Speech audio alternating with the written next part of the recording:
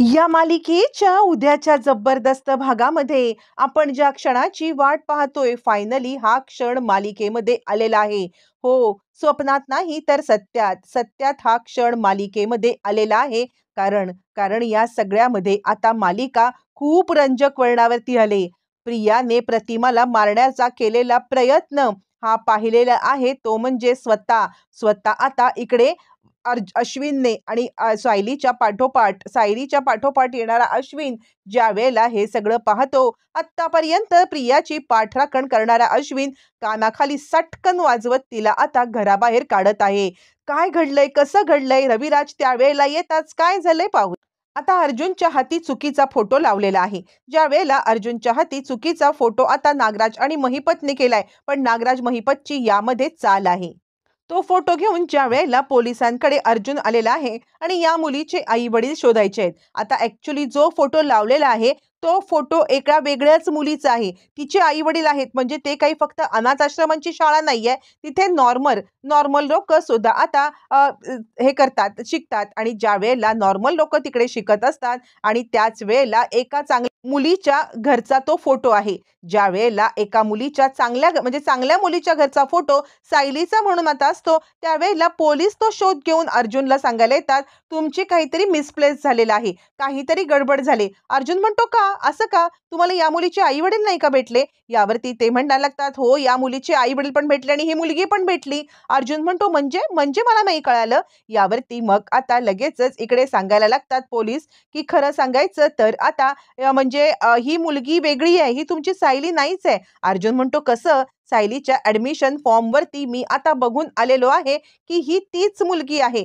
असं म्हटल्यावरती मग आता लगेचच इकडे सांगायला लागतात, इन्स्पेक्टर साहेब, नाही नाही, तुमचा काहीतरी गैरसमज झालेला आहे. असं म्हटल्यावरती मग आता लगेचच ते सांगतात, हे बघा, म्हणजे काही झालेलं आहे माहितीये का, ही मुलगी स्वतः आता अन्वी नावाची मुलगी आहे. अन्वी नावाच्या मुलीने इकडे तिचे आई वडिलांची आम्ही भेट घेतलेली आहे आणि त्यामुळे त्यामुळे तुमचा जो काही गैरसमज झालेला आहे ना, तो गैरसमज आता इकडे आम्ही पाहिलेला आहे. हा बघा, ही ती मुलगी. असं म्हटल्यावरती अर्जुन म्हणतो, नाही नाही, काहीतरी गडबड झालेली आहे.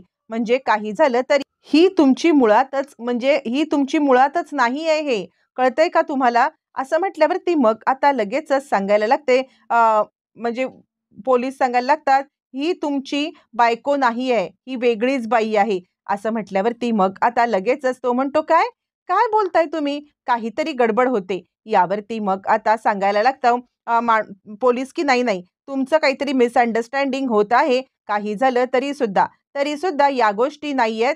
ही मुलगी अन्वी आहे, तुम्हाला कुणीतरी फसवते. अर्जुन म्हणतो, म्हणजे म्हणजे सायलीची खरी ओळख कुणीतरी लपवण्याचा प्रयत्न करतोय. यावरती पोलीस म्हणतात, हो.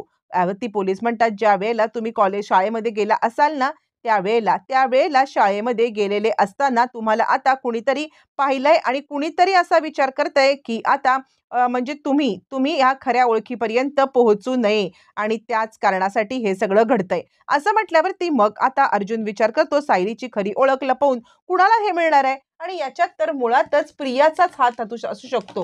काय गडबड आहे? सायलीचा फोटो खरा आहे हे अर्जुनला समजलेलं आहे, म्हणजे खोटा फोटो दिलेला आहे हे समजल्यावरती मग आता अर्जुन पुढचं कारस्थान सुरू करतो. इकडे तोपर्यंत आता प्रिया विचार करत असते, ही प्रतिमा जरा जास्तच टिवटिव करते आहे. ही तर मला काहीच गोष्टींमध्ये आता हेच करू देत नाहीये, हिला सोडणारच नाहीये. काही झालं तरी सुद्धा या प्रतिमाला जोपर्यंत धडा मी शिकवत नाहीये तोपर्यंत मी गप्प बसणार नाही, असा ती विचार करायला लागते. ती प्रतिमाच्या मागे येते. प्रतिमाच्या मागे येऊन तिचा आता गळा आवळून तिला मारण्याचा प्रयत्न करते, पण तिला माहित नसतं की त्याच वेळेला आता इकडे म्हणजे अश्विन आणि सायली हे दोघ जण मागून येत असतात. आणि आता नेमकी नेमकी प्रतिमाला मारण्याच्या वेळेला सायली तिला पाहते, मागून अश्विन पण येतो. आता सायलीने पाहिलं असतं तरी काही फरक नव्हता तिला पडत, पण आता अश्विनने पाहिल्यामुळे तिला सगळ्यात मोठा फरक पडत असतो. ज्या वेळेला अश्विन येतो आणि तन्वी, तन्वी, हे काय करतेस तू? असं म्हटल्यावरती आता इकडे सायली म्हणते, बघा अश्विन भाऊजी, प्रतिमा आत्यांचा गळा दाबण्याचा प्रयत्न करत आहे. असं म्हटल्यावरती मग आता लगेचच इकडे सगळेजण धावत पळत तिकडे येतात. अश्विन आता प्रियाचा हात धरतो. सायली समोर येते, ती प्रियाचा हात धरते. काय चाललंय हे सगळं? अश्विन प्रियाचं फाटतीशी थोबाड फोडतो. ज्या वेळेला अश्विन प्रियाचं थोबाड फोडतो त्यावेळेस रविराज तिकडे आलेले असतात. काय चाललंय हे सगळा प्रकार? यावरती मग आता अश्विन सांगायला लागतो, मी चुकलो. यावरती रविराज म्हणतात, काय झालंय अश्विन, बोल लवकर. त्यावरती मग आता इकडे सायली सांगायला लागते, रविराज काका, हा सगळा हिचा डाव आहे. हिने प्रतिमा त्याला मारण्याचा प्रयत्न केला. यावरती प्रिया म्हणते, खोटं बोलते ही बाबा. अश्विन तू बोल ना. आता अश्विनने मुळातच सगळं पाहिलेलं असतं आणि त्यामुळे अश्विन काय बोलणार असतो? अश्विन काहीच बोलू शकत नसतो. अश्विन म्हणतो, तन्वी, तू तू हे सगळं का करू शकत होतीस? तू हे सगळं का केलंस? असं म्हटल्यावरती मग आता लगेचच इकडे अश्विनला धक्का बसतो. तो प्रिया सटकन एक मुस्काटीत देतो आणि आत्तापर्यंत सगळेजण मला आता सगळेजण सांगत होते की की आता ह्या सगळ्यामध्ये म्हणजे मी चुकत होतो पण मला कुणीही सांगितलेलं पटत नव्हतं. मी तुझ्यावरती आता इकडे विश्वास ठेवला होता आणि तू माझा विश्वासघात केला. त्यावरती आता इकडे सायली सांगते, असंच असतं, सत्याची ही आता जीतच होते. अश्विन भाऊजींना तू आता मूर्ख बनवण्याचा प्रयत्न करत होतीस, पण किती क्षणापर्यंत हे करू शकशील ग? तुझं भांड फुटलेलं आहे. तू या सगळ्यामध्ये अडकलेली आहेस. काही झालं तरी सुद्धा आता आता तुला माफी नाही. अश्विन भाऊजी, तुमच्या हातात हिची आता पूर्णपणे डोर आहे. काही झालं तरी सुद्धा तुम्ही करा. तुम्हाला जे काही करायचे ते सगळं करू शकता. असं म्हणत मग मात्र आता इकडे लगेचच अश्विन तिला धरतो हाताला. त्यावरती रविराज म्हणतात, थांब, मला आता हिला विचारायचंच आहे, मुळातच तू का हे सगळं करती आहेस? प्रतिमाच्या जीवावरती का उठलेस? प्रतिमाला का मारण्याचा प्रयत्न करतेस? यावरती अश्विन म्हणतो, हो, या प्रश्नांची उत्तरं मला पण पाहिजेत. त्यावरती रविराज म्हणतात, तुला माहित नाहीये, हिने गोळ्या सुद्धा बदलल्या आहेत जेणेकरून प्रतिमा पूर्णपणे वेडी ठरेल, यासाठीच्या गोळ्या दिल्यात. प्रतिमा म्हणते, मी तुम्हाला एक गोष्ट सांगितली नाही, सकाळी पण हिने तेच केलं. सकाळी सुद्धा आता हिने आता माझा चहा पिऊन टाकला की ओतून टाकला मला माहित नाहीये, पण हिने माझा चहा ओतून टाकला आणि मला म्हणते की आई, की तू तू या सगळ्यामध्ये आता तुला आठवत नाहीये की काय घडलंय ते. असं म्हटल्यावरती तिने मला पूर्णपणे आता असा हे करण्याचा प्रयत्न केलेला आहे. असं म्हटल्यावरती मग आता इकडे सांगायला लागतो, अश्विन, दे या प्रश्नाचं उत्तर, आणि जोपर्यंत या प्रश्नाचं उत्तर तू देत नाहीयेस ना, तोपर्यंत तुला आता इथून जाता येणार नाही, असं आता तो म्हणायला लागतो. अश्विन म्हणतो, तन्वी, मला एक गोष्ट सांग, आतापर्यंत तू मला सांगत होतीस की तुला महिपतने सांगितलंय. जर तुला महिपतने सांगितलंय तर आता तुला प्रतिमा आत्याला वेडं बांधवायला पण महिपतने सांगितलंय. त्यासाठी सुद्धा तुला महिपत धमकी देत होता. काय काय नक्की तुझ्या डोक्यात चालू आहे मला कळेल. असं म्हटल्यावरती मग आता लगेचच ती सांगायला लागते, ऐक ना अश्विन. अश्विन म्हणतो, तुझं ऐकायला मी बसलो ना, मला सत्य सांग, का तू हे सगळं केलेलं आहेस? का तुला कुणी हे सगळं करायला सांगितलं? आणि आपल्या आईचा जीव घेणारी तू तिची मुलगी असू शकतच नाहीस. ही गोष्ट मला आता चांगलीच समजलेली आहे. असं म्हणत त्यांनी आता चांगलाच तिचा समाचार घेतलेला असतो आणि त्यावर रविराज सांगायला लागतात, अश्विन, हेच सांगण्याचा आम्ही तुला प्रयत्न करतोय. हेच सांगण्याचा प्रयत्न, पण तुझे डोळे उघडे नव्हते अश्विन, त्यामुळे आता तरी तुझे डोळे उघड आणि तुझ्यावरती मी सोपवतोय. हिने तुझ्यासोबत जास्त चुकीचं केलेलं आहे. तुझा विश्वासघात जास्त केलाय. तुझ्या विश्वासावरती ती आता इथे आलेली आहे. तुझ्या विश्वासावरती येऊन आता तिने इथे जे काही केलंय ना, त्यामुळे आता इकडे मी तुला सांगतोय की निर्णय तुझ्या हातात आहे. तू घे हा निर्णय. असं म्हटल्यावरती मग आता लगेचच अश्विन तिला हाताला धरतो आणि आत्ताच्या आत्ता इथून चालती हो. या घरात तुला थारा नाहीये.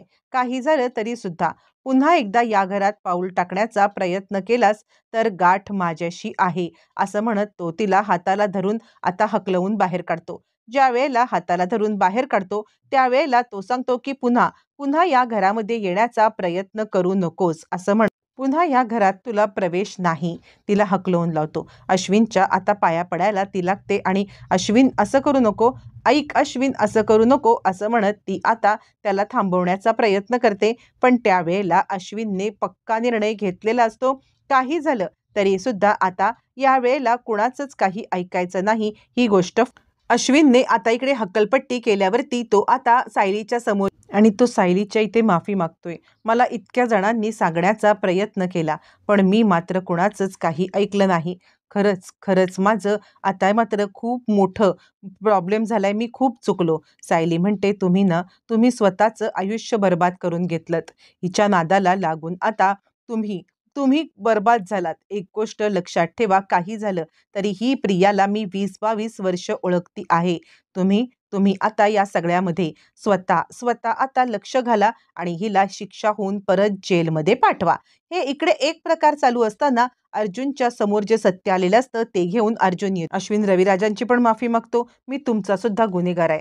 रविराज म्हणतात, खरं तर मी तुझी माफी मागायला पाहिजे की ही मुलगी तुझ्या गळ्यात मारली. इकडे तोपर्यंत अर्जुन रविराजांना बोलवतो. रविराजांना बोलवून आता अर्जुन सांगायला लागतो, सिनियर काहीतरी गडबड आहे.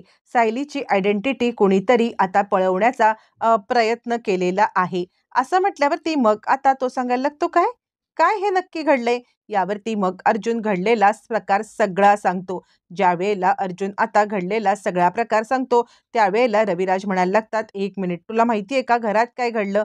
घरात जो प्रकार घडलाय ना त्याच्यावरून काहीतरी वेगळंच समोर येतंय. त्यावरती चैतन्य म्हणतो, खरं तर सायली वहिनीची ओळख आता कोणीतरी आता सायलीची वहिनीची ओळख पळवण्याचा प्रयत्न केलाय. पण कोण असेल ती व्यक्ती? त्यावरती अर्जुन सांगायला लागतो, प्रिया. यावरती रविराज म्हणतात, ती काही करू शकते, पण तिला सायलीची ओळख लपवण्याचं कारण काय? यावरती अर्जुन म्हणतो, काहीतरी मोठा झोल आहे.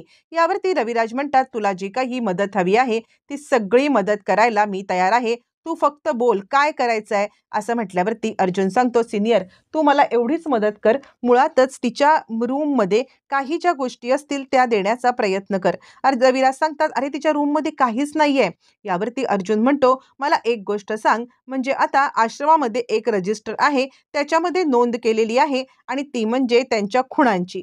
तर तू असं काही सांगू शकशील का की वेगळी काही तिची अशी खूण होती जी व्यतिरिक्त आहे? त्यावरती रविराज म्हणतात, हे बघ, म्हणजे तन्वीचं तू म्हणशील ना, तर आता मला शंका येते की तन्वी ही खरंच तन्वी आहे का? कारण आपल्या आईला कुणीही मारू शकत नाही. ती आज मारण्याचा प्रयत्न करत होती. अर्जुन म्हणतो, एक्झॅक्टली, मला सुद्धा आता हेच वाटतंय. मी ज्या वेळेला सायलीचा फोटो आता पाहिला होता ना, त्यावेळेला सायलीचा फोटो पाहिला आणि छोट्या तन्वीचा फोटो पाहिला, त्यावेळेला मला एक गोष्ट क्लिक झाली की छोटी तन्वी आणि सायली सारखी दिसते. यावरती इकडे लगेचच चैतन्य म्हणतो, म्हणजे तुला काय म्हणायचंय? यावरती अर्जुन म्हणतो, ज्या अर्थी सायलीची ओळख लपवली जाते त्या अर्थी प्रिया जर हे सगळं करते तर तिने आता तिची ओळख चोरले, हे स्पष्ट होतंय. आपल्याला काहीतरी करायला पाहिजे. यावरती रविराज म्हणतात, अरे पण तिच्या पायावरती जन्मखूण आहे, त्याचं काय? यावरती अर्जुन म्हणतो, एक्झॅक्टली, हीच गोष्ट मला पण खटकते. आपण एकदा सायलीशी बोलून घेऊया. सायलीच्या अंगावरती कोणती जन्मखूण आहे हे बघितलं तर पुढची गोष्ट लक्षात येईल, असं म्हण. आता इकडे रविराज सायलीकडे येतात आणि सायलीला विचारायला लागतात, सायली, तुझ्या पायावरती जन्मखूण आहे का? सायली म्हणते, रविराज काका, माझ्या पायावरच्या खुणेचं सत्य तुम्हाला कसं काय समजलं?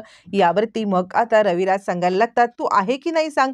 सायली हो म्हणते. यावरती रविराजांना जो उलगडा व्हायचा तो होतो, प्रतिमाला जो उलगडा व्हायचा तो होतो. सगळ्यांना समजतं की जे काही आतापर्यंत आपण आता सत्य समजत होतो ते तर सत्य नाहीच आहे. हे सत्य काहीतरी वेगळंच आहे. म्हणजे आता आपल्यापासून जे लपवलं जातंय ते सत्य महाभयंकर होतं. आणि त्यानंतर मग आता सायली म्हणते, काय झालंय? त्यावरती रविराज म्हणतात, आणि तन्वीच्या पायावरती खूण? यावरती आता इकडे सायली सांगायला लागते, तन्वीच्या तन्वीच्या पायावरती कधीच अशी तुळशीपत्राची काही खूण नव्हती. असं म्हटल्यावरती मग आता रविराजांना खात्री पटते की तन्वी ही मुळातच आपली मुलगी नाहीये. त्यावरती प्रतिमा सांगते, मला सुद्धा नेहमी प्रश्न पडायचा की एक मुलगी आईच्या जीवावरती कशी काय उठू शकते?